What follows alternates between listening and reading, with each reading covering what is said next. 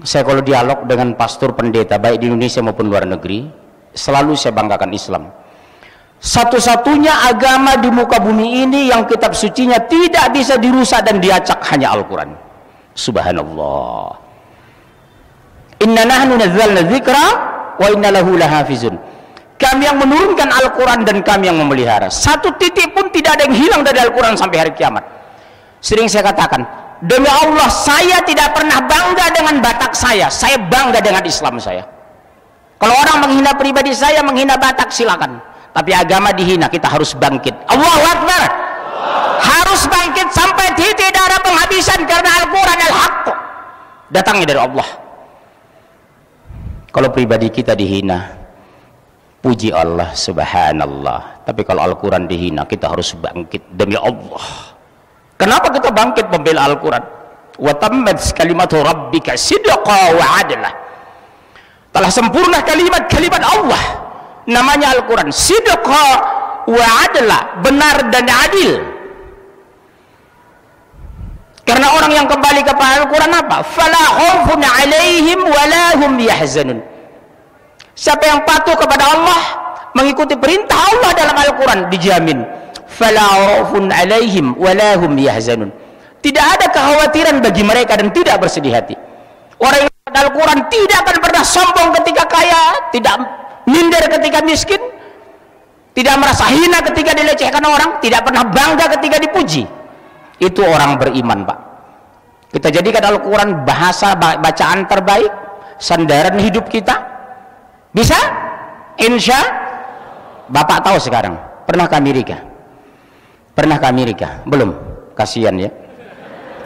Di Amerika itu saya lihat, Pak, bacaan yang paling banyak adalah Al-Quran. Bahkan Paus Benediktus ke-14 di Vatikan, yang terbanyak dia baca malam hari bukan Injil tapi Al-Quran. Dzalikal kitabul la raiba fihi hudal lil muttaqin. Inilah kitab tidak ada keraguan di dalamnya. Kenapa tidak diragukan? Yang menurunkan Allah yang Maha Tahu, yang membawa malaikat Jibril yang tidak dusta dan tidak pelupa, yang menerima Rasulullah yang sempurna, yang mendapat hidayah kita sampai hari ini di Indonesia. Sebuah bacaan yang mulia, enak dianalisa, gampang dibaca, menguntungkan mengamalkannya, berdosa meninggalkannya. Itulah Al-Quran, subhanallah.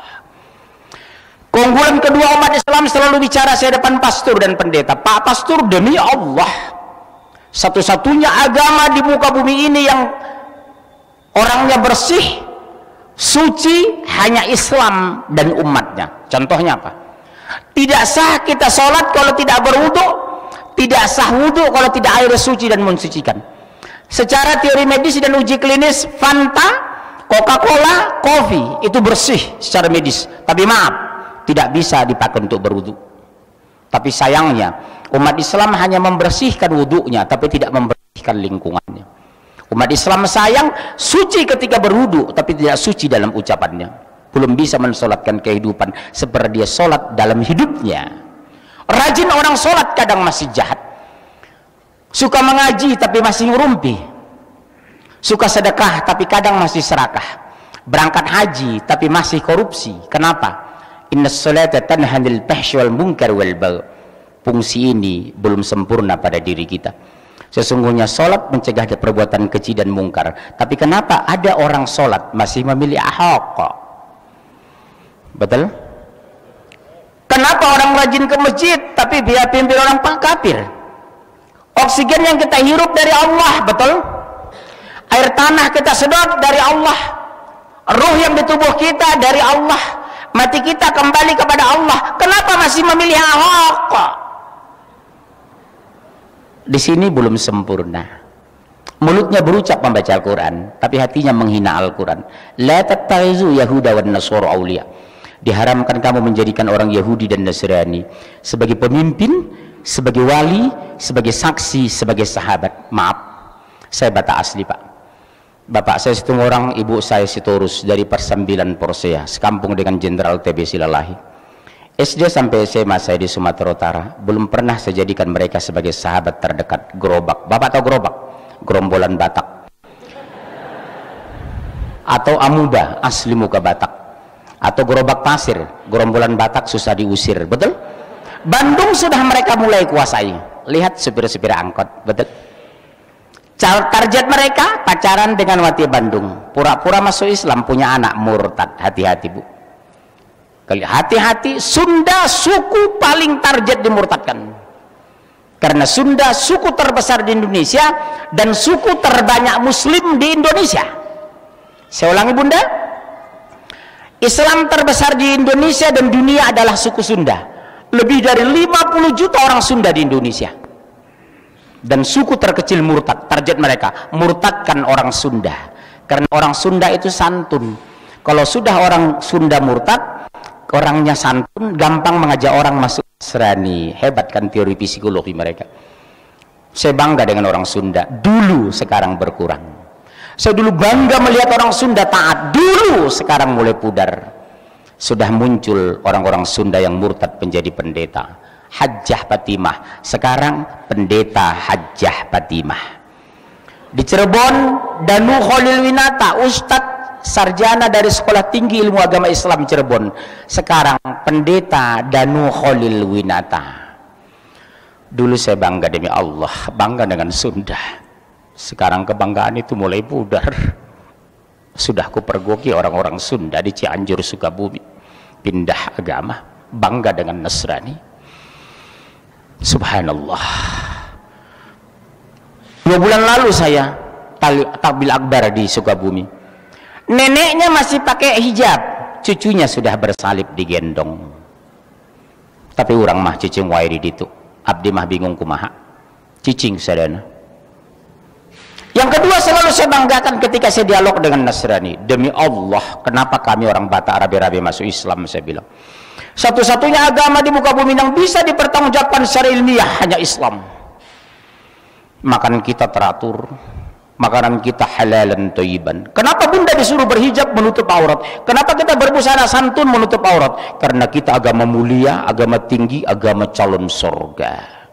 Kenapa orang Nasrani tidak ada peraturan, semua bisa dimakan, orang-orang kafir busananya tidak jelas? Jawabnya karena jatah mereka neraka jahanam.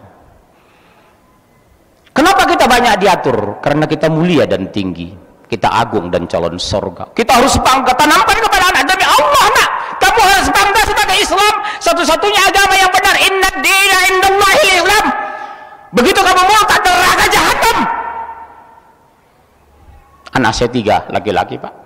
Saya bilang sama anak saya, demi Allah nak, 1 menit pun ayah tidak bisa masukkan kamu ke surga. 1 detik pun ayah tidak bisa mengeluarkan kamu dari neraka. Agar kamu masuk surga, qul atii'u Allah wa atii'ur Rasul, patuhi Allah dan Rasul. Ayah tidak pernah bangga dengan kamu yang S2 dari Jerman. Ayah tidak bangga melihat kamu fasih 3 bahasa asing. Yang membuat ayah bangga terhadap kamu nak hanya 2. Di hari kematian ayah nak, kamu imam jenazah. Di hari kematian kamu nak, kamu husnul khotimah. Itulah kebanggaan ayah sama kalian nak. Di hari kematian ayah, kamu imam jenazah ayah nak. Jangan panggil ustadz mensolatkan ayah. Di hari kematian kamu husnul khotimah. Itulah anak kebanggaan dalam pandangan ayah dan Islam.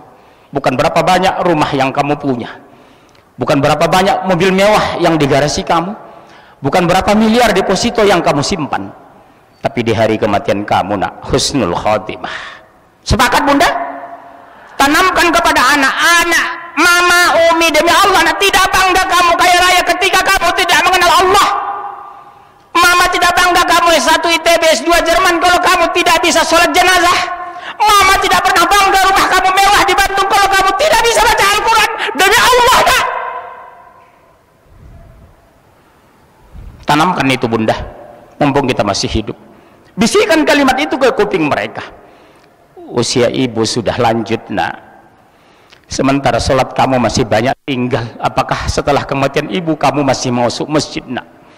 Apakah setelah kematian ayahmu kamu masih mengenal Quran nak? Lihat Cianjur Sukabumi, sudah dibangun pusat Katolik terbesar di Asia. 4.500 hektar sudah mereka kuasai.